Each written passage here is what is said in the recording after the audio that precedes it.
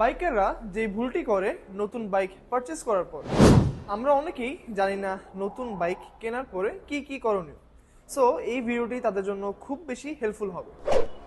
Number 1, high RPM বা over speeding. আমরা যখন নতুন বাইকে ওভার স্পিডিং করি, বাইকের ইঞ্জিনের উপর খুব বেশি পরিমাণে প্রেশার পড়তে শুরু করে, যার ফলে পরবর্তীতে আপনার বাইক থেকে সাউন্ড প্রবলেম ইস্যু অথবা মাইলেজ ইস্যু হতে পারে।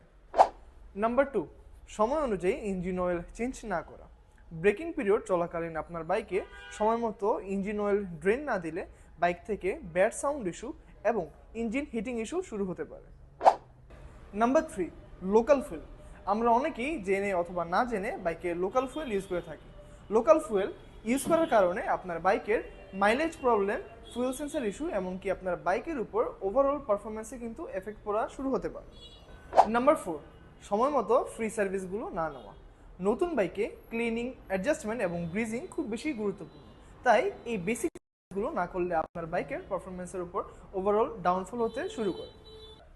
তাই এই নিয়মগুলো মেনে চললে আপনি আপনার ভুল থেকে এড়িয়ে চলতে পারবেন এবং আপনার বাইক থেকে বেস্ট পারফরমেন্স পাবেন।